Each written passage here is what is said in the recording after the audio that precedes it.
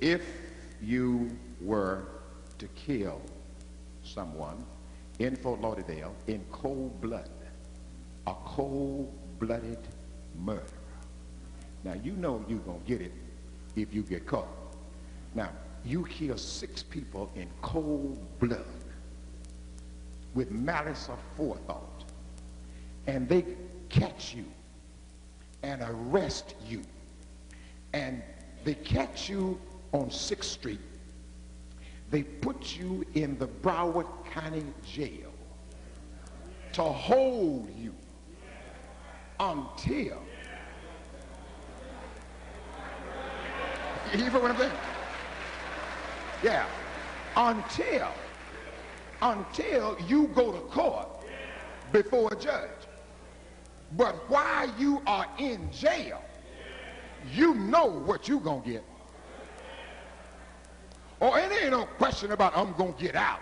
No, not if you kill 6 people in cold-blooded murder and there are 10 witnesses witnessing the fact that you did it. You sitting in jail, but you know you going to prison.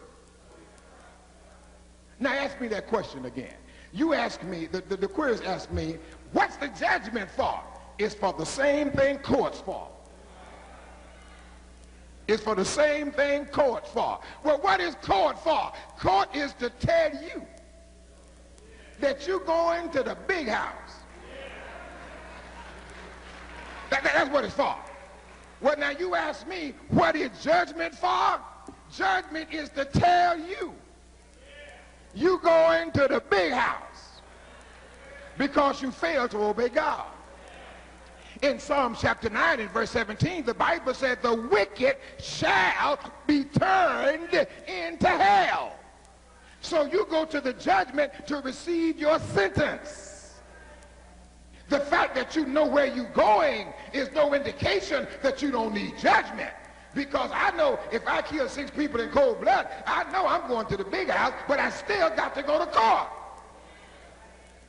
And then another thing too, I don't go from court, I don't go from the jailhouse to prison for life without the possibility of parole. I don't go from the jail to prison. I have to go to court and then get sentenced and then go to the big house. Same thing up here.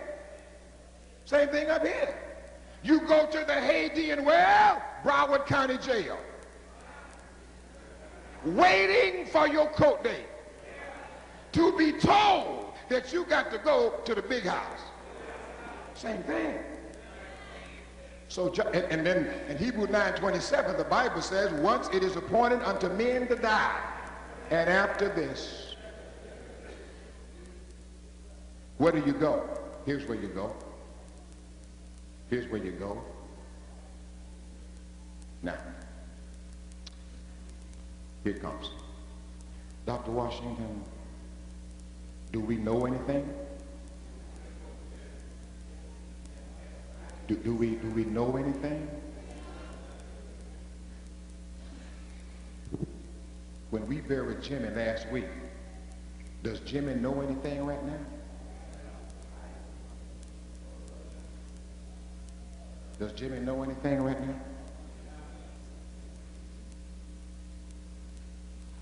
Let's see. Let's go to the 16th chapter of the book of Luke and take a look. Let's go to the 16th chapter of the book of Luke and take a look. I want to show you something. For all of those of you who think that when you die, you're just going to go to sleep and sleep until the judgment. Or those who think that when you die, it's all over. You ain't got nothing else to do. All right, if you got the 16th chapter of the book of Luke, let's look at the 19th verse. What does 19th verse say? There was a certain rich man. Now here comes the story. Jesus doing the talking. I believe that's red writing. Jesus doing the talking. All right, let's see what Jesus got to say. Jesus says there was a certain rich man which was clothed in purple and fine who linen, was clothed in purple and fine linen and fared sumptuously every day. Every day. Now you know, I don't want to make this too long. Jesus did not say that he shouldn't have been wearing that purple. See how quiet y'all got? Jesus didn't say you shouldn't be eating good. Jesus didn't condemn that man because he wore fine clothes and ate good every day. Not some days. You see, some days, after, long about Friday, we may be, well, Saturday, Sunday, after we get our check, we may can go buy some chicken or some steak or something. But this man ate good. Wearing fine clothes and eating good was not his problem. Not his problem. God does not condemn you because you're wearing a white dress or a black dress. God not into fashions. God never said, blessed are the pure in suit, for they shall see God. God never said, blessed are the pure in dress, for they shall see God. God is blessed the pure in hat, for they shall see God. He said, blessed are the pure in heart. God is not into what you're wearing. God is into the condition of your heart. And so he said, now that rich man fed sumptuously every day, but that wasn't his problem. Let's see what his problem was. Read. And there was a certain beggar named Lazarus. Now there's a problem. His problem was he was too busy, maybe too rich to help somebody. That was it. His problem wasn't what he was eating. The problem was what he wasn't doing. There was a beggar laying at his gate. Read. Which was laid at his gate full of sores. Now, let me just tell you here, my friend. Here was a man laying at this rich man's gate full of sores. Read.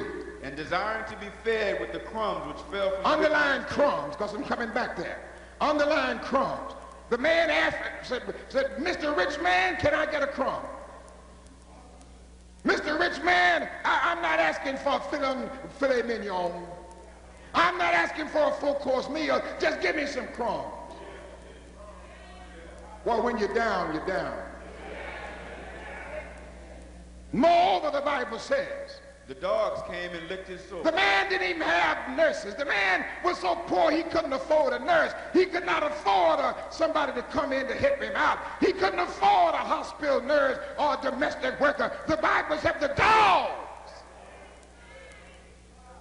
had more mercy on him than that rich man.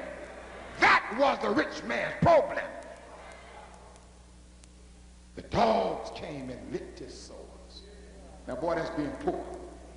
And what else? And it came to pass. Came to pass. That the beggar died. Beggar died. And was carried by the angels. Carried by the angels. Into Abraham's bosom. Now, you see, don't you stop worrying about who's going to be my pallbearers. Stop worrying about when I die. I wonder, will there be enough brothers there to carry my casket? Stop worrying about when I die. I wonder, can he get enough pallbearers together? Because I sure don't want nobody to drop my... Don't worry about that. You just live so that the angels will be your pallbearer. That's what you do. Live so the angel will carry your soul on to the paradise of God. All right? The angels carried him where? Into Abraham's bosom. Now, Abraham's bosom is a type of paradise. That's a type of paradise. The poor man died and went to Abraham's bosom. That's metaphorical language. Now, that's not a literal Abraham's bosom. Abraham was the man. And men don't usually.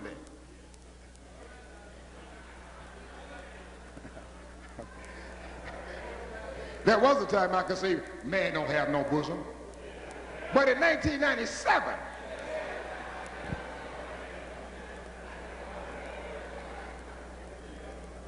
I know I'm right because I saw RuPaul the other day on TV.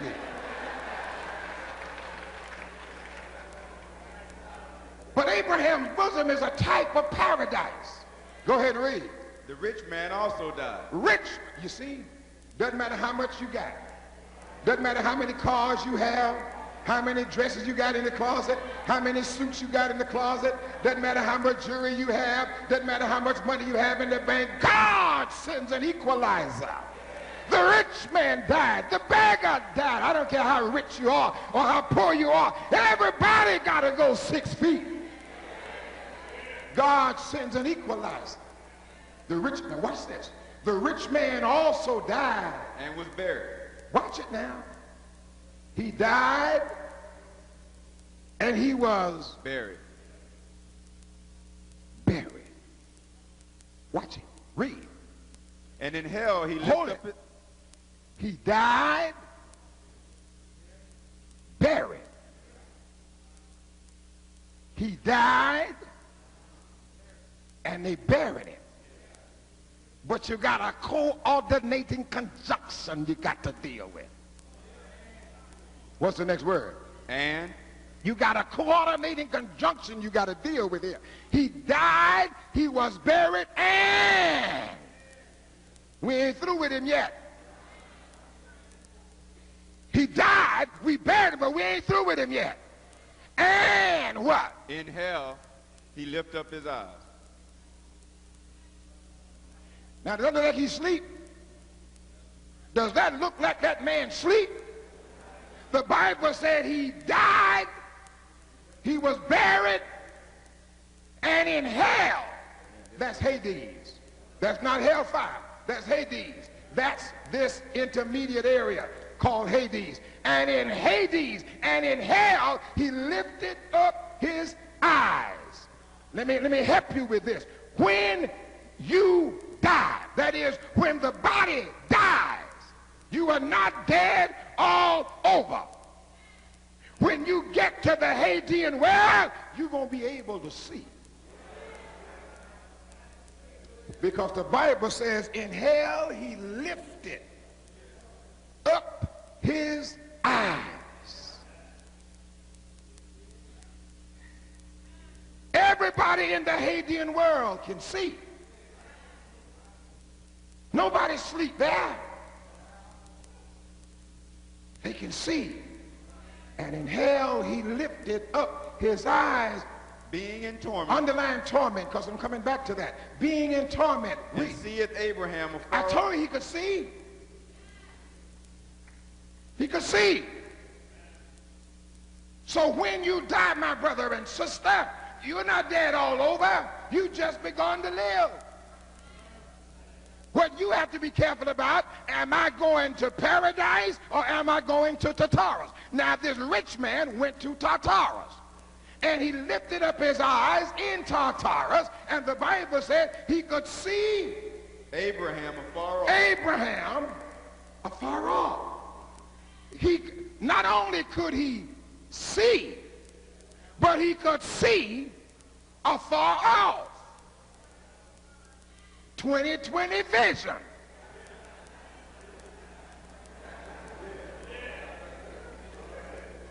You can see. So when Jimmy died, Jimmy is not dead all over. Jimmy is not in that graveyard. Jimmy is alive, depending upon how he died as to where he is. But wherever he is, he can see. Read. And Lazarus in his bosom. He saw Abraham afar off and Lazarus. Read. And he cried and said, He could cry.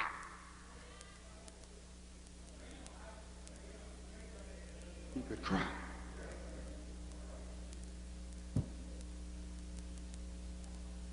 When you die, it ain't all over. Because if you go to the wrong place, it's not over.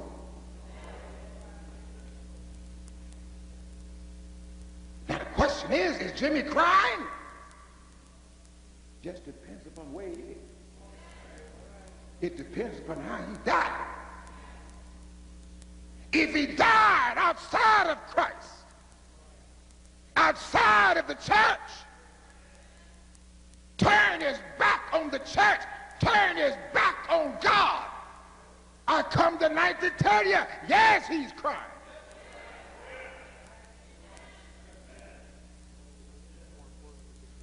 Cry.